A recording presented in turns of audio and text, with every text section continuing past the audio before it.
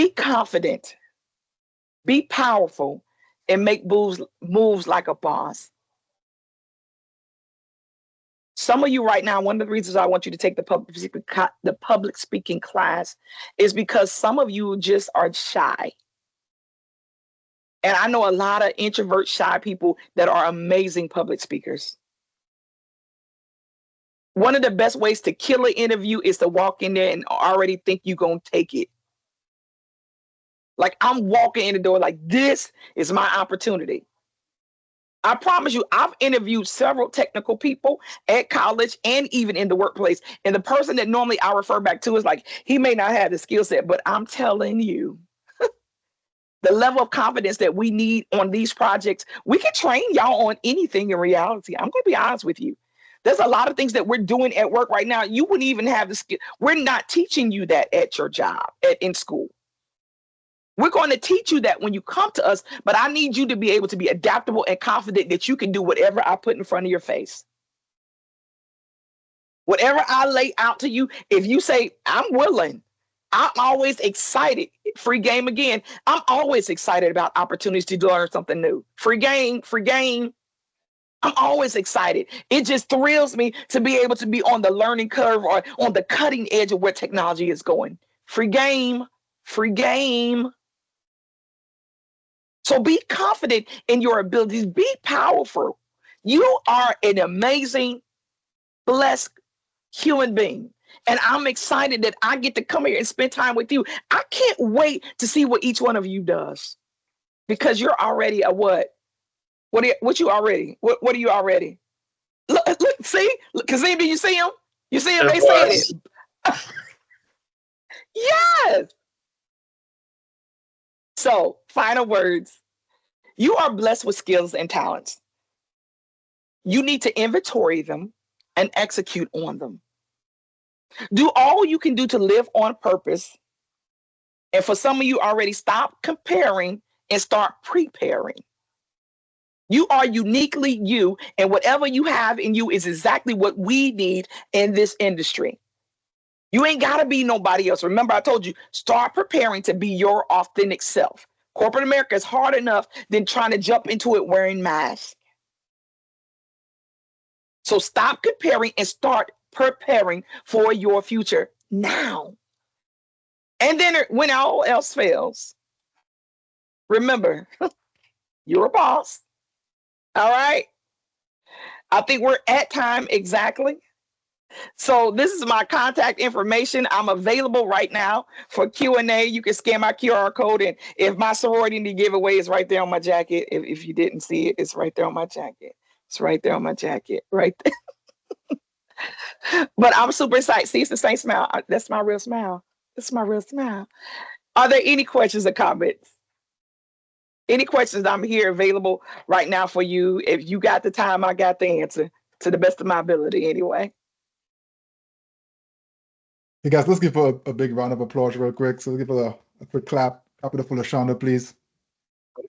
And we definitely want to take your questions. That is where I'd say that's where the next level of the magic happens. So I would say if you have a question, raise your hand. We'll call upon you.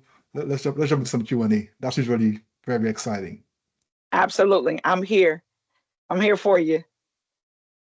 Hey, here's a question. Somewhere near the Hi, beginning, Aaron. somewhere near the beginning, you said the biggest problem in communication is the illusion that communication is taking place. What is the most common way do you feel that people are like leaving things out on the table, right? So there's this implication that people are thinking they're saying something that's not being said. What's like the most common thing that is not being said?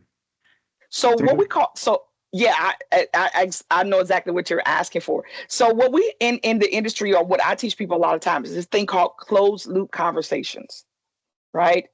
Closed loop conversations is that I actually clarify my understanding before I walk away.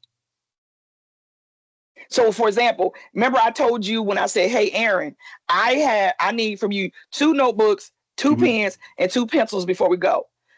One of the most important things, sometimes people think in your head, I got it. But depending upon somebody stops you or they interrupt you or we move on to something very quickly, I need to clarify exactly what's been asked of me. We need to make sure that people are clear. So, and so a lot of times before we leave meetings or we're in a meeting, I need to restate all the actions that need to be taking place. I'll give you a perfect example of this. One time I was in a meeting with somebody and they gave me these 5 tasks that needed to be done.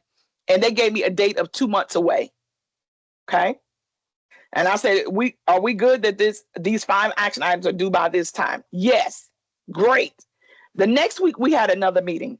And their comment was, can you tell me where you're at with this action item? I said, I'm nowhere with that item because I have these other priorities that you gave me before and I'm trying to get those done. But why wouldn't you work on this? And I pulled up the email and said, do you see these 5 action items with the same due date? And they said, well, I expected. I said, then you need to be clearer in your expectations. You should have pulled this item out and gave its own due date. And then we would have reshuffled all these other priorities to work on that. We call that a closed loop conversation. I clarify for my understanding. I don't care if it takes an extra 10 minutes, 15 minutes. I want to make sure that I'm doing what has been asked of me because I'm concerned about my performance. Mm-hmm. 5 extra minutes of clarification could be the difference between a $10,000 bonus. A point of clarification could be the opportunity for you to get the next promotion.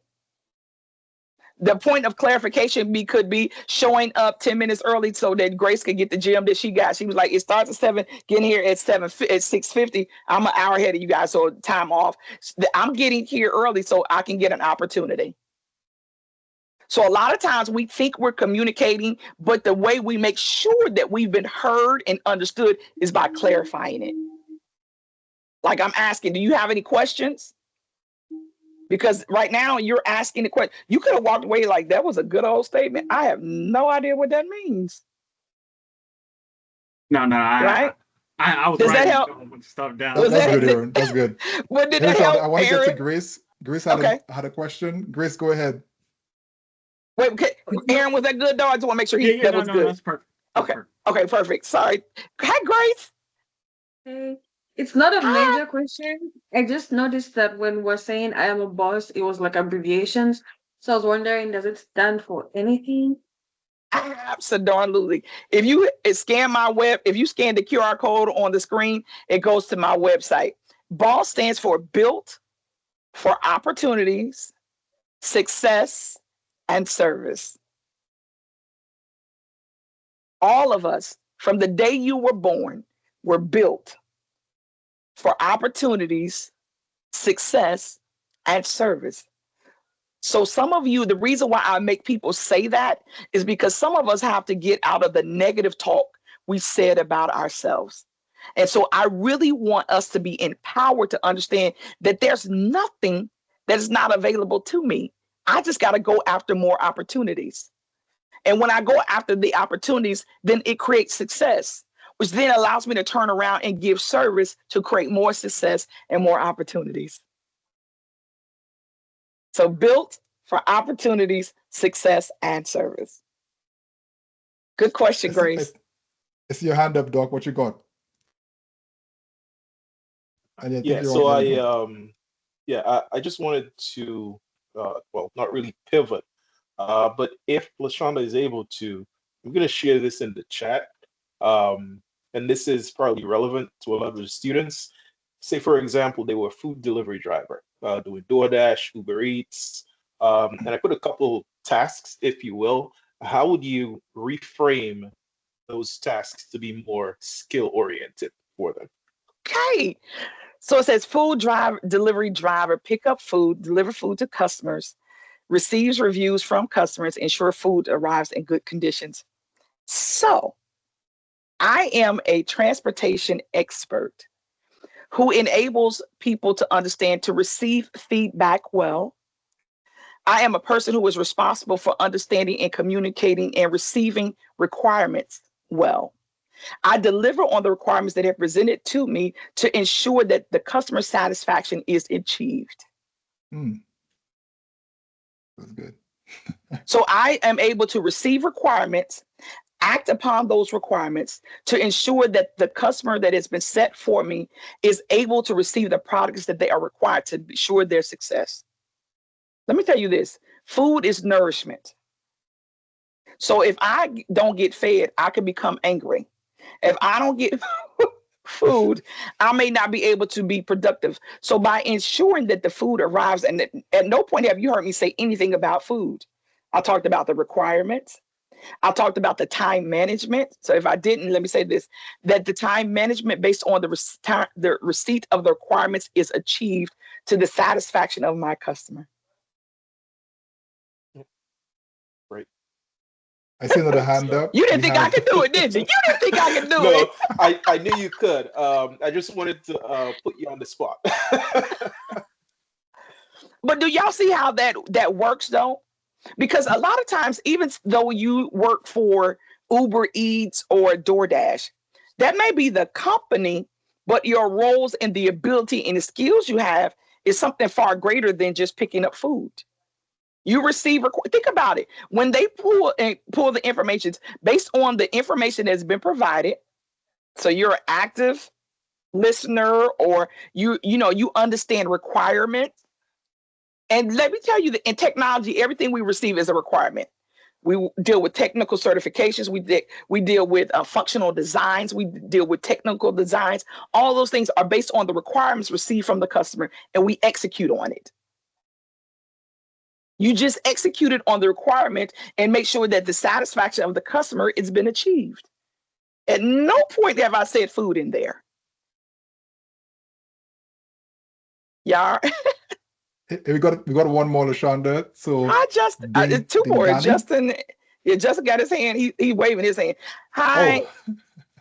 Oh. And can you give me your name? I want to say it properly, please. Dingani. Digani? There's an N after I. Dingani. Dingani? Yes. Did I say it right that time? Hi, Dingani. Hi. So my question is based off the last example that was given.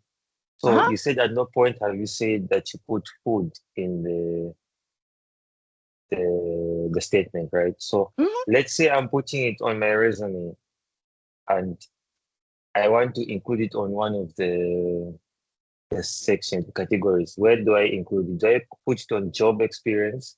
And if I put it on job experience, do I put the job that I had and how it helped me? So we're moving away from, in the industry, really just talk. So it's job experience, but it's more about the ability of what you accomplish while doing it.